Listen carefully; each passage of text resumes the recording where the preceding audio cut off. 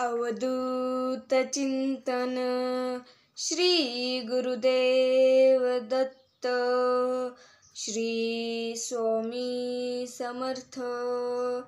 तर नमस्कार स्वामी भक्तांनो, आपलं स्वामी समर्थ महिमा या यूट्यूब चॅनलवरती स्वागत आहे। त्याआधी आपण आपल्या चॅनलवरती नवीन असाल तर आपल्या चॅनलला सबस्क्राईब नक्कीच करा। जन्म हा थोडा चुकल्यासारखा वाटतो, गणगोत इथला मला परकाच वाटतो। लाचार हे आयुष्य बेकार मज वाटते, कन्हत रोज जगणे आता नको वाटते। मी चाललोय प्रवासी, तो रस्ताच चुकीचा होता, मुक्काम जे लाभले तो गाव अनोळखी वाटते। आधार मी शोधला ते घर बिंदास्त होते, अंधारात मी एकला छप्पर अपुरा वाटते। अवस्था या वाटा आणि मी मुसाफिर नौखा, भेटलो जो सोबती तोही घातकी वाटते। आयुष्य माझे मला शत्रू समान झाले, आयुष्य वाढताना देव चुकला असा मला वाटतंय। सुख आहे सगळ्यांजवळ पण ते अनुभवायला वेळ नाही, इतरांकडे सोडा पण स्वतःकडे बघायला देखील वेळ नाही। जगण्यासाठी चाललेल्या धावपळीत आज जगायलाच वेळ नाही। सगळ्यांची नाव आणि नंबर मोबाईलमध्ये सेव्ह आहेत, पण 4 शब्द बोलायला देखील वेळ नाही। हेच आपल्या जीवनातले खरे सत्य आहे। स्वामी आपल्याला सांगतात, थकले असाल तर थोडी विश्रांती घ्या, पण पराभव मानूनही कधीही थांबू नका। संघर्ष हे निसर्गाचंच आमंत्रण आहे, जो स्वीकारतो तोच पुढे जातो। शांतता हे प्रत्येक प्रश्नाला दिलेलं सुंदर उत्तर असते आणि संयम हे परिस्थितीला दिलेलं प्रत्युत्तर असते, असे स्वामी आई आपल्याला सांगतात। गुलाब म्हणते, येता जाता रडायचं नसतं, काट्यात सुद्धा हसायचंच असतं। रातराणी म्हणते, अंधाराला घाबरायचं नसतं, ओळखताही फुलायचं असतं। बकुली म्हणते, सावळ्या रंगात हिरमुसायचं नसतं, गुणाच्या गंधाने जिंकायचंच असतं। तर सदाफुली म्हणते, रुसून राहायचं नसतं, हसून हसून हसायचंच असतं। मग मोगरा म्हणतो, स्वतःचा मोठेपणा सांगायचा नसतो, सद्गुणांचा सुगंध दुरूनही येतो। मग कमळ म्हणतो, संकटात चिखलात बुडायचं नसतं, संकटानं बुडून फुलायचं असतं। अशाच तुम्ही वेगवेगळ्या फुलांसारखे तुमचे आयुष्य बनवा, म्हणजे तुम्ही आनंदी होऊन जाल। आपण ज्या व्यक्तीला सगळ्यात जास्त जीव लावतो, आपण ज्या व्यक्तीला सगळ्यात जास्त रिस्पेक्ट देतो, असेच आपले स्वामी माऊली देखील आपल्याला सांगतात, सूर्य हा बुडताना दिसतो पण तो कधीच बुडत नाही। त्याचप्रमाणे उमेद, विश्वास व कष्ट जे ज्यांच्याजवळ आहेत तो कधीच अपयशी होऊ शकत नाही। भिन्नारा माणूस धाडस करत नाही, जगात धाडस केल्याशिवाय कोणालाच यश देखील मिळत नाही। देवाने तर पहिलंच सांगून ठेवलं आहे, माझ्याकडे मागून मिळालं असतं तर भिकाऱ्याला भीक आणि शेतकऱ्याला पीक कधीच कमी पडू दिले नसते। त्यासाठी माणसाने कष्ट करणे हेच सर्वात मोठे कर्म आहे।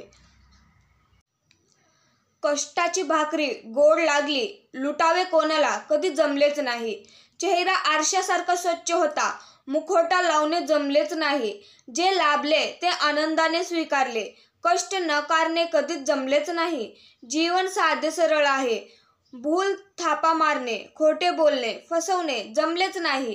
प्रत्येक वेळी तुझ्यासारखा प्रेमळ माणसांची मोठ बांधली, आजपर्यंत काही कमी पडलेच नाही स्वामी। झाकलेल्या मुठीतून वाळूचा कण निष्ठावा, तसं हळूहळू आयुष्य निघून चाललंय आणि आपण उगीच भ्रमात आहोत की आपण वर्षावर्षाने मोठं होत चाललोय। प्रेम माणसावर करा, त्यांच्या सवयीवर नाही। नाराज व्हा आणि त्यांच्या बोलण्यावर पण त्यांच्यावर नाही। विसरा त्यांच्या चुका, मग त्याला नाही, कारण माणुसकीपेक्षा मोठे या जगात काहीच नाही। स्वामी माऊली आपल्याला सांगतात, आपल्या माणसाच्या रागाला चुकीचं समजायचं नसतं, त्याला आपली काळजी वाटते आणि आपण निष्काळजी पण दाखवला, त्याच ऐकलं नाही की मग त्याची चिडचिड होत असते। माऊली सांगतात, चुकीचे बी फळात राहूनही फळ पक्क झालं की त्यातून अलगद बाहेर पडते, अगदी स्वच्छपणे।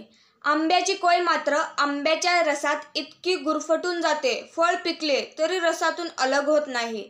परिणाम तिलाही लोक पूर्णपणे पिळून चोखल्याशिवाय फेकतच नाहीत। म्हणून चिकूच्या बी सारखं वागावं, सगळ्यात मोहजलात राहूनही योग्य वेळी करकरीत बाहेर पडावं। कोळीसारखं मायारूपी रुसात गुरफटून राहाल तर लोक मात्र पिळून चोखून फेकल्याशिवाय राहणारच नाहीत। तसं होण्याच्या आधीच सावधपणे बाहेर पडा। श्री स्वामी समर्थ। तर असे आपल्या कमेंटद्वारे नक्कीच लिहा। थंडीत कुडकुडीत मंदिराबाहेर बसलेल्या भिकाऱ्यांच्या हातावर 1 रुपयाचं ठोकळा ठेवलं. भिकारी हळूच म्हणाला, देव तुझं भलं करो. मी म्हटले, बाबा तुम्ही तर रोज मंदिराच्या दाराशी आहात, देव तुम्हाला दिसला का कधी? आणि कधी देवाकडे तुमचं भलं व्हायला प्रार्थना का नाही करत? तर तो सहज म्हणून गेला, जो माझ्या हातावर 1 रुपया देईल तोच माझ्यासाठी देव असतो या. बाकी दगडात देव गवसाला. जगात श्रीमंत लोक आहेत की. मी आजही निरुत्तर आहे आणि सध्या तरी दगडाच्या मूर्त्या सोडून जिवंत माणसातच देव शोधतोय. किती सुंदर वाक्य आहे हे. आंधळा माणूस एका मंदिरात गेला. मंदिरात दर्शन घेत असलेले लोक त्याला बघून म्हणाले, दर्शनाला आलाय, देवाला बघू शकणार का? आंधळा म्हणाला, काय फरक पडतोय, माझा देव तर मला पाहतोय ना. स्वामी आई आपल्याला माणसं जोडणे म्हणजे काय? माणसं जोडणे म्हणजे समोच्चाराला आहे तसा स्वीकारणं, आपल्या अपेक्षा आपलं मत न लादणं. माणसाचं जोडणं म्हणजे ऐकण्याची कला शिकणं, फुकाचा वाद आणि टोकाची टीका टाळणं. माणसं जोडणं म्हणजे माणसांवर शिक्के न मारणं, समोरचा अधिक महत्त्वाचा हे स्वतः जाणणं आणि त्याला हे ते जाणवून देणं. माणसं जोडणं म्हणजे कौतुकाची एकही संधी न सोडणं, तक्रार मात्र जपून करणं. माणसं जोडणंच म्हणजे प्रतिक्रिया नव्हे प्रतिसाद देणं, रागांचंही रूपांतर प्रेमात करता येणं. माणसं जोडणंच म्हणजे काय तर इतरांना माफ करता करता स्वतःचं मन साफ करणं. आणि सर्वात महत्त्वाचं म्हणजे माणसं जोडणंच म्हणजे इतरांमधला भगवंत पाहता पाहता स्वतःमधला भगवंत प्रकट करणं. आयुष्यातले निर्णय चुकतात आणि मग आयुष्यात चुकत जाते. कधी तर प्रश्न कळत नाहीत आणि उत्तरही चुकत जाते. सोडवताना वाटते सुटत गेला गुंता, पण प्रत्येक वेळी एक नवीन गाठ बनतच जाते. दाखवणाऱ्याला वाट माहिती नसते, चालणाऱ्याचे ध्येय मात्र हरवून जाते.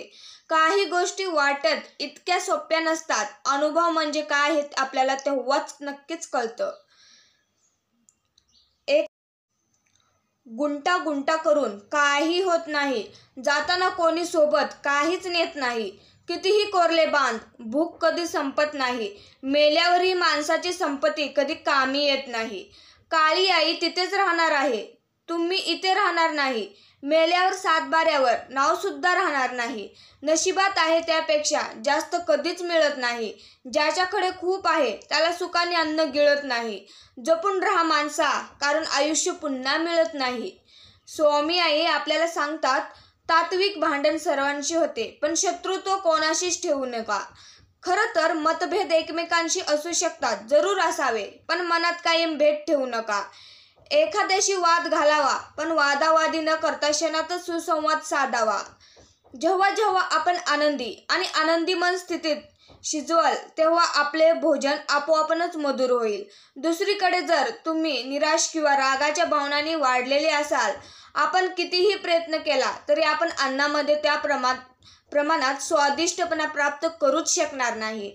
जो माणूस अन्न शिजवतो आहे तो मुल्लत जे खात आहेत त्या लोकांच्या वागणुकीची आणि विचारांना मोल्ड करतो. अशा प्रकारे आनंदी आणि आनंदी मनाने नेहमी स्वयंपाकघरात जाण्याची शिफारस केली जाते.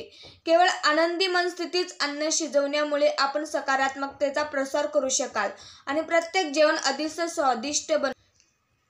किती पैसा कमवला म्हणजे माणूस श्रीमंत समजावा? याचे फार छान उत्तर स्वामी महाराजांनी दिले आहे. नीती धर्माचे आचरण ठेवता यावे, मुलाबाळांचे रक्षण करता यावे, आई वडिलांची काळजी घेता यावी, अब्रूने जगता यावे. इतका पैसा जवळ असला की तो मनुष्य श्रीमंत समजावा. ग्रंथ समजल्याशिवाय संत समजणार नाही आणि संत समजल्याशिवाय भगवंत समजणार नाही. एक मांजर सकाळी रस्त्यावर आलं. सूर्याच्या तिरक्या किरणांमुळे मांजराला स्वतःची लांबपर्यंत पसरलेली सावली दिसली. मांजर म्हणलं, आज कमीत कमी एखादा घोडा मारून खाल्ल्याशिवाय भूक भागायची नाही. सूर्य वरवर येऊ लागला. सावलीकडे पाहून मांजर म्हणालं, घोड्याची काही जरूर नाही, एखादी शेळी सुद्धा चालेल. सूर्य आणखीन वर आला. सावलीचीही लांबीही त्याच प्रमाणात कमी झाली.